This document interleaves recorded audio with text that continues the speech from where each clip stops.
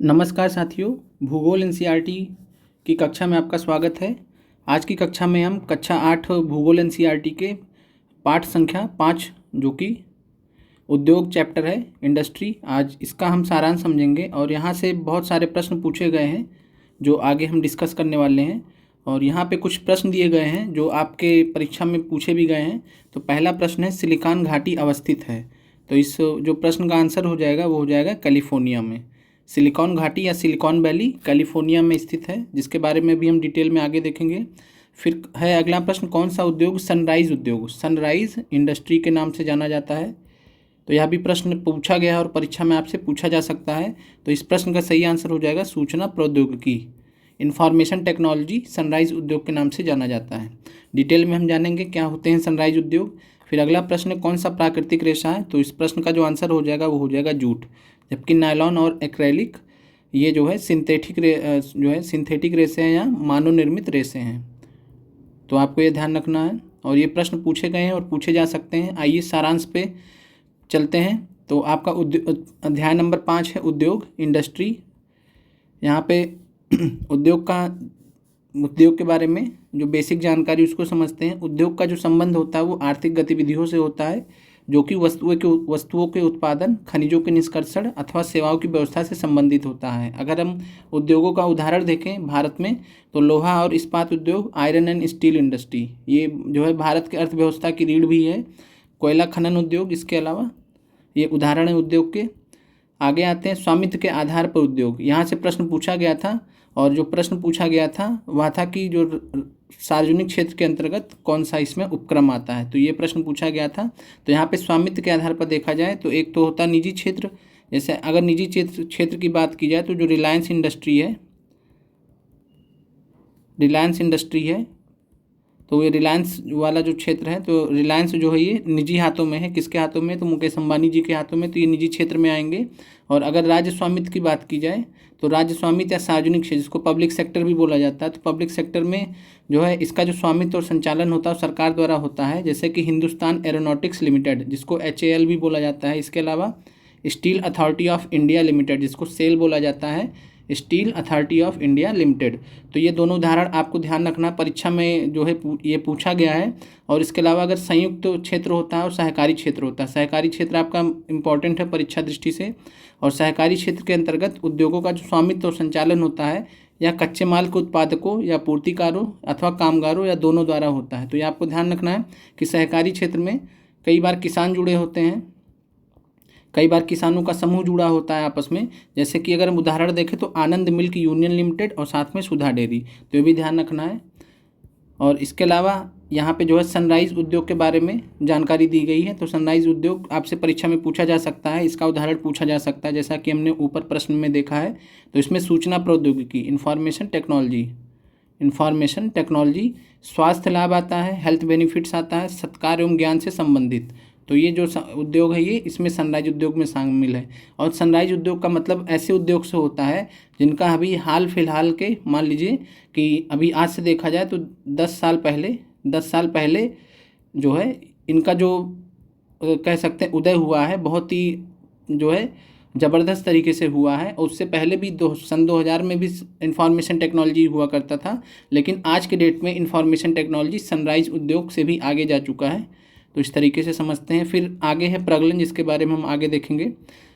फिर बेंगलोर में कुछ महत्वपूर्ण सार्वजनिक क्षेत्र शोध संस्थान हैं, जैसे कि भेल है, HAL है, NAL है, DRDO है, इसरो है, ITI है, IISc है, NCBS और US है। आप लोग को इसके जो है फुल फॉर्म आने चाहिए, तो आप इसको अपने जो है चेक करके अपना नोट कर लीजिएगा। आगे बढ़ते हैं, बहुत इंपॉर्टेंट है औद्योगिक विपदा, इंडस्ट्रियल डिजास्टर। और यहाँ से प्रश्न जो है भोपाल गैस त्रासदी से प्रश्न हमेशा पूछे गए परीक्षा में, तो बहुत महत्वपूर्ण है भोपाल गैस त्रासदी, क्योंकि जब भी उद्योगों की बात करते हैं तो उद्योगों से रिलेटेड जो है कुछ घटनाएं भी हो जाती हैं और इनको औद्योगिक विपदा या इंडस्ट्रियल डिजास्टर बोलते हैं। और भारत में ऐसी जो डिजास्टर या ऐसी जो विपदा आई थी उसको हम भोपाल गैस त्रासदी के नाम से जानते हैं। और इससे संबंधित अभी हाल फिलहाल में एक वेब सीरीज़ भी आई थी जिसका नाम था रेलवे मैन। और उसमें जो है आप भोपाल गैस त्रासदी को बहुत अच्छे से समझ सकते हैं। और इसके अलावा आगे बढ़ते हैं तो भोपाल गैस त्रासदी ये 3 दिसंबर 1984 को यह घटना हुई थी, तो आपसे डेट भी पूछा गया है और ये प्रौद्योगिकीय घटना थी। और साथ में अगर बात किया जाए तो एक यूनियन कार्बाइड फैक्ट्री थी, जो फैक्ट्री थी उसका नाम था यूनियन कार्बाइड फैक्ट्री, और वहाँ पे जो कीटनाशी बनते थे, तो कीटनाशी कारखाने से क्या हुआ था, तो hydrogen cyanide HCN hydrogen cyanide और अत्यंत विषैली मिथाइल आइसोसाइनेट, तो MIC जिसको शॉर्ट में बोलते हैं मिथाइल आइसोसाइनेट MIC, इस गैस का जो है रिसाव हो गया। तो HCN से भी कई गुना ज़्यादा जो है जहरीली थी MIC मिथाइल आइसोसाइनेट, और उसके वजह से कई हज़ार लोगों की जान गई थी। तो प्रश्न पूछता है कि जो है भोपाल गैस त्रासदी किस गैस की वजह से हुआ था, तो आपका जवाब होना चाहिए मिथाइल आइसोसाइनेट। तो आपको ध्यान रखना है मिथाइल आइसोसाइनेट से, इस गैस के रिसाव की वजह से जो है भोपाल गैस त्रासदी हुई थी। और अगर बात किया जाए तो इसमें जो 1989 में सरकारी आंकड़ा आया था, लगभग 36,000 लोग, 35,598 लोगों की मौत हो गई थी, और जो हज़ारों लोग बच गए थे उनमें अंधापन, प्रतिरक्षा तंत्र विकृति, आंत्रशोथ विकृति या फिर एक से अधिक जो है बीमारियों से आज भी जूझ रहे हैं। फिर है सनराइज उद्योग। सनराइज उद्योग को जो है उभरते हुए उद्योग के नाम से जाना जाता है। इसमें सूचना प्रौद्योगिकी, स्वास्थ्य लाभ, सत्कार तथा ज्ञान से संबंधित उद्योग आते हैं। फिर आगे बढ़ते हैं लौह इस्पात उद्योग। यहाँ से परीक्षा में बहुत बार प्रश्न पूछे गए हैं, तो आयरन स्टील इंडस्ट्री बहुत इंपॉर्टेंट है परीक्षा दृष्टि से। तो यहाँ पे आपको ध्यान रखना है कि जो लौह अयस्क से इस्पात निर्माण की प्रक्रिया होती है, लौह अयस्क यानी कि आयरन ओर, और आयरन ओर जो है लौह अयस्क होता है, जैसे हेमेटाइट या मैग्नेटाइट, ये होते हैं आयरन और लौह अयस्क। और यहाँ से जो है क्या बनाया जाता है, इस्पात निर्माण किया जाता है, स्टील का निर्माण किया जाता है। तो ये जो प्रक्रिया होती है कुछ चरणों में होकर गुजरती है, जिसके बारे में हम समझते हैं। तो पहला चीज़ है कि कच्चे माल को यानी लौह अयस्क को झोंका भट्टी में, जिसको ब्लास्ट फर्नेस बोलते हैं, उसमें रखा जाता है, जहाँ पर यह प्रगलित होता है, यानी वहाँ पर उसका स्मेल्टिंग प्रोसेस के थ्रू उसको जो है प्रगलन कराया जाता है। इसके बाद उसका परिशोधन होता है, और फिर जो उत्पाद हमें प्राप्त होता है उसी को हम स्टील या इस्पात बोलते हैं। तो आपको ध्यान रखना है, प्रश्न पूछता है कि प्रगलन प्रक्रिया या स्मेल्टिंग प्रोसेस जो है कहाँ पे या किस में होता है, तो लौह अयस्क से इस्पात बनाने की जो प्रक्रिया होती है उसमें शामिल होता है। साथ में अगर बताया जाए तो लौह इस्पात उद्योग में प्रगलन प्रक्रिया का इस्तेमाल होता है, या स्मेल्टिंग प्रोसेस का ध्यान रखना आपको। आगे बढ़ते हैं, प्रगलन को देख लेते हैं क्या होता है। तो यह एक ऐसी प्रक्रिया है जिसमें धातुओं को उसके अयस्कों द्वारा गलनांक बिंदु से अधिक तपाकर निष्कर्षित किया जाता है। ठीक है, तो आपको ध्यान रखना कि जो मेल्टिंग पॉइंट होता है किसी भी अयस्क का, तो उस पर ऐसी प्रक्रिया में जो है धातुओं को उसके अयस्कों द्वारा, तो धातुओं को उसको अयस्कों द्वारा गलनांक बिंदु से अधिक तपाया जाता है, अधिक गर्म किया जाता है, उनको निष्कर्षित किया जाता है, यानी उनसे मेटल्स को एक्सट्रैक्ट किया जाता है ओर से। तो आपको ध्यान रखना है कि धातुओं से जो है उनके अयस्कों को अलग कर दिया जाता है। तो आपको ये ध्यान रखना है, इस प्रक्रिया को हम बोलते हैं प्रगलन यानी स्मेल्टिंग। और यह प्रक्रिया किस में इस्तेमाल होता है, तो आयरन स्टील इंडस्ट्री में। तो ये आपको ध्यान रखना है। आगे बढ़ते हैं, इस्पात आधुनिक उद्योगों का मेरुदंड कहलाता है। तो ये प्रश्न भी पूछा गया है कि निम्नलिखित में से कौन सा उद्योग आधुनिक उद्योगों का मेरुदंड, बैकबोन ऑफ मॉडर्न इंडस्ट्री कहा जाता है। तो आंसर हो जाएगा इस्पात, यानी जो स्टील इंडस्ट्री है वो आधुनिक उद्योगों का मेरुदंड है। आते हैं इस भारत में महत्वपूर्ण इस्पात केंद्र देख लेते हैं। और यहाँ पे जो इस्पात उत्पादन केंद्र भारत में पश्चिम बंगाल में स्थित है, झारखंड में है, उड़ीसा और छत्तीसगढ़ में है। ये जो पूरा बेल्ट है इसमें जो है भारत का जो इस्पात उत्पादक केंद्र है मेनली वो भारत के जो मुख्यतः हैं वो यहीं पे स्थित है। पश्चिम बंगाल में बात किया जाए तो दुर्गापुर और बर्नपुर है, जो परीक्षा में पूछे गए हैं, आपको ध्यान रखना। झारखंड में जमशेदपुर और बोकारो बहुत महत्वपूर्ण है, उड़ीसा में राउरकेला, और छत्तीसगढ़ की बात की जाए तो भिलाई। तो ये आपको नाम ध्यान रखने हैं राज्य वाइज, ये प्रश्न पूछे गए हैं। आगे बढ़ते हैं, अन्य केंद्रों की बात करें तो कर्नाटक में जो है भद्रावती और विजयनगर ये इस्पात उत्पादन केंद्र हैं, और आंध्र प्रदेश में विशाखापट्टनम, तमिलनाडु में सलेम। तो ये ध्यान रखने आपको। आगे बढ़ते हैं, Tata iron and steel company, जिसको टिस्को बोलते हैं शॉर्ट में, TISCO, T for Tata, I for iron, S for steel, CO मतलब कंपनी। तो टिस्को इसको बोला जाता है, और ये झारखंड में स्थित है। तो पहला प्रश्न कि ये टिस्को कहाँ पे स्थित है, झारखंड में। और झारखंड में किन दो नदियों के बीच में स्थित है, तो स्वर्ण रेखा और खरकई नदियों के संगम के समीप। साक्ची में इसको 1907 में स्थापित किया गया था। तो यहाँ भी प्रश्न पूछा गया कि टिस्को की स्थापना कब हुई थी, तो ब्रिटिश शासन के दौरान 1907 में हुआ था। कहाँ हुआ था, तो स्वर्ण रेखा और खरकई नदियों के संगम के समीप। हम इन नदियों के बारे में जो है आपके परीक्षा दृष्टि से महत्वपूर्ण है, इसकी हम अलग क्लास में भी डिस्कस करेंगे कि किन नदियों का कहाँ पे उद्गम स्थल होता है, उस पर कौन से बांध बंधे हुए हैं, बनाए गए हैं वगैरह वगैरह। फिर आगे देखते हैं टिस्को को जो है कोयला कहाँ से मिलता है, तो टिस्को को कोयला जो है झरिया झारखंड से मिलता है। तो आपको ध्यान रखना झरिया नामक जो स्थान है, कोयला क्षेत्र है, वो झारखंड में पाया जाता है, वहाँ से टिस्को को कोयला मिलता है। तथा उड़ीसा तथा छत्तीसगढ़ से लौह अयस्क, चूना पत्थर, डोलोमाइट और मैंगनीज प्राप्त होता है। और इसके अलावा खरकई और स्वर्णरेखा नदियों जिसके बीच में टिस्को स्थित है, वहाँ से इसको पर्याप्त जल की आपूर्ति हो जाती है। चूँकि लौह इस्पात उद्योग में जल की बहुत अधिक आवश्यकता होती है, तो यहाँ से इन नदियों से इनको प्राप्त हो जाता है। आगे बढ़ते हैं।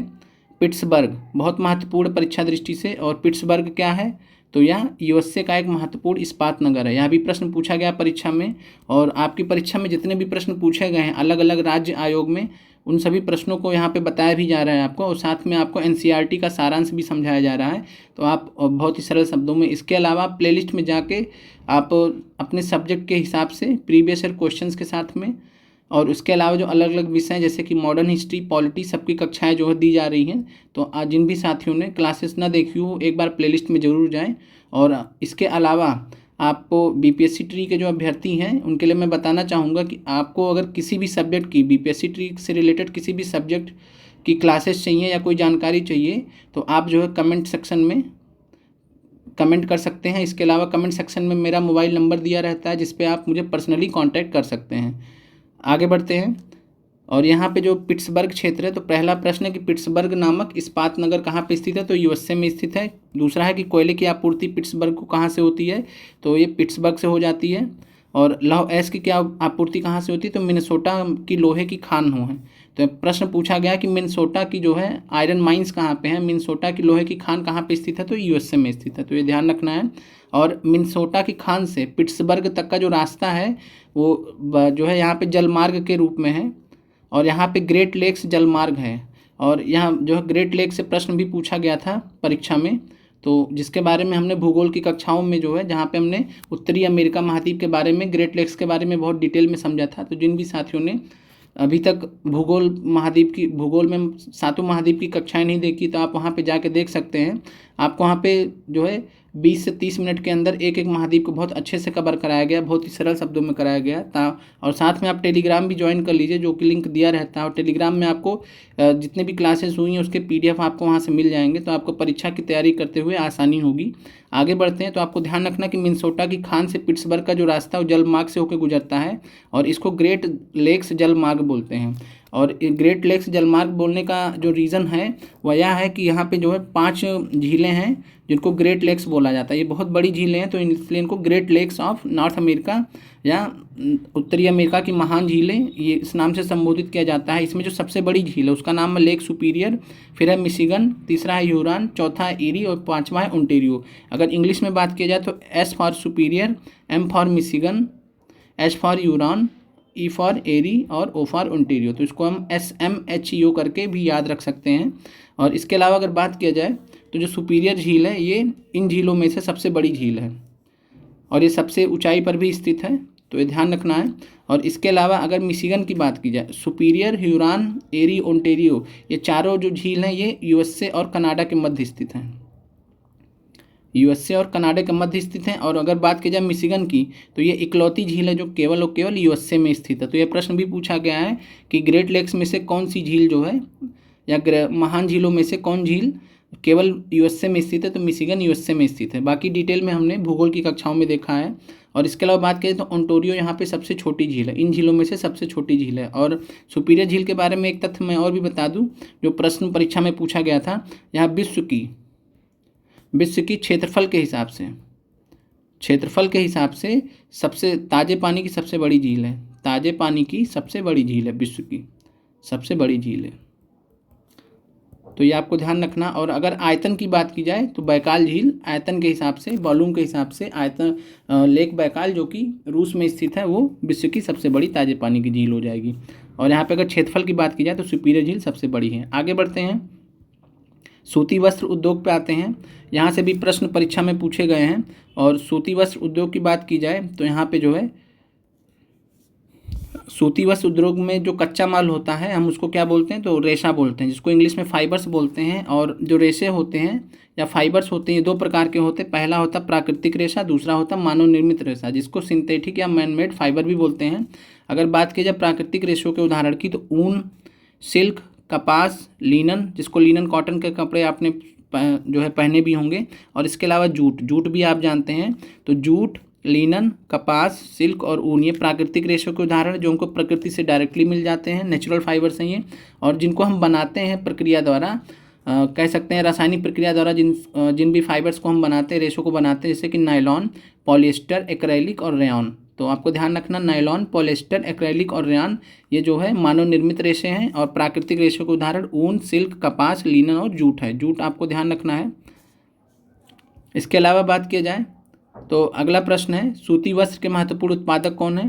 तो यहाँ पे जो है भारत में सूती वस्त्र उत्पादन, ये प्रश्न जो है ज़्यादा पूछा गया है। तो भारत में सूती वस्त्र उत्पादन को देख लेते हैं। तो यहाँ पे पहला जो पॉइंट आपको ध्यान रखना है कि देश में प्रथम वस्त्र का उद्योग, जो भारत का पहला टेक्सटाइल मिल था, उसकी स्थापना कब की गई थी, यह प्रश्न भी परीक्षा में पूछा गया था। तो ये 1818 में कोलकाता के समीप फोर्ट ग्लैस्टर, ये नाम ध्यान रखना है, फोर्ट ग्लैस्टर या फोर्ट ग्लॉस्टर में स्थापित हुआ था। कुछ समय बाद यह बंद हो गया था। तो जब प्रश्न आएगा कि भारत का पहला वस्त्र का उद्योग या टेक्सटाइल मिल कब स्थापित हुआ था, तो 1818 में कोलकाता में फोर्ट ग्लैस्टर में। और अगर बात की जाए कि भारत का पहला जब सफल की बात आएगी, तो आधुनिक वस्त्र मिल की बात आएगी, या सफल की बात आएगी, या मैकेनाइज्ड टेक्सटाइल मिल की बात आएगी, तो मुंबई में 1854 में स्थापित किया गया था। तो आपको ध्यान रखना है, परीक्षा दृष्टि से बहुत ही महत्वपूर्ण है ये दोनों तथ्य। इसके अलावा अहमदाबाद के बारे में बात करते हैं। तो अहमदाबाद के बारे में आपको ध्यान रखना है कि साबरमती नदी के तट पर अहमदाबाद स्थित है, गुजरात में। और 1859 में यहाँ पहली सूती मिल, भारत की पहली सूती मिल, तो सूती मिल का मतलब होता है cotton textile industry, cotton textile mill. तो जो कॉटन टेक्सटाइल मिल है या पहली सूती मिल है, भारत में कब स्थापित हुआ था, तो अहमदाबाद में 1859 में। बहुत महत्वपूर्ण है। और अहमदाबाद को भारत का मैनचेस्टर भी कहते हैं, बहुत महत्वपूर्ण है। आगे बढ़ते हैं, ओसाका, ये भी बहुत महत्वपूर्ण है। तो ओसाका जो है जापान का एक महत्वपूर्ण वस्त्र निर्माण केंद्र है, और ये योडो नदी पर स्थित है। और साथ में अगर बात किया जाए, ओसाका का वस्त्र उद्योग पूर्णतः आयातित कच्चे मालों के ऊपर निर्भर है। और ये जो है कपास मिस्र, भारत, चीन और यूएसए से आयात करते हैं, और ये आयात करके ही जो है ये प्रोडक्ट्स बनाते हैं, इसी पे डिपेंडेंट हैं। आगे बात की जाए सूचना प्रौद्योगिकी की, तो सूचना प्रौद्योगिकी की जब भी बात आती है, इंफॉर्मेशन टेक्नोलॉजी की जब भी बात आती है, तब वहाँ पे जो है संयुक्त राज्य अमेरिका में जो स्थित कैलिफोर्निया की सिलिकॉन घाटी का नाम आता है। और इसके अलावा भारत की बात की जाए, तो भारत की जो सिलिकॉन घाटी है, जिसको हम बेंगलोर के नाम से जानते हैं, तो इन दोनों का नाम सूचना प्रौद्योगिकी के क्षेत्र में आता है, क्योंकि यहाँ पे सूचना प्रौद्योगिकी का बहुत ही ज़बरदस्त विकास हुआ है। तो आपको दो नाम याद रखने हैं, संयुक्त राज्य अमेरिका में कैलिफोर्निया में सिलिकॉन घाटी। तो सिलिकॉन घाटी कहाँ स्थित है, तो ये कैलिफोर्निया में संयुक्त राज्य अमेरिका में स्थित है। और इसके अलावा आपको ध्यान रखना, जो इन्फॉर्मेशन टेक्नोलॉजी, सूचना प्रौद्योगिकी का जो उद्योग है, या भूमंडलीय हो गया है। भूमंडलीय का मतलब होता है कि पूरा विश्व जो है इंफॉर्मेशन टेक्नोलॉजी की मदद से जुड़ गया है, एक कह सकते हैं कि एक परिवार हो गया है।